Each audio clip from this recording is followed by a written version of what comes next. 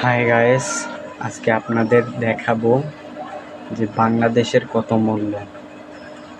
তাহলে সোজা পয়েন্টেই আসি।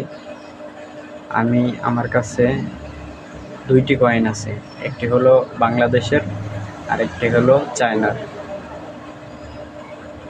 আমাদের দেশের কয়েন অনেক ভারী, কিন্তু চায়না দেশের কয়েন অনেক হালকা। দেখবেন? তাহলে আসুন দেখে নেই। এই যে দেখুন গাইস, ডান পাশেরটা হচ্ছে বাংলাদেশের আর বাম পাশেরটা হচ্ছে চায়নার।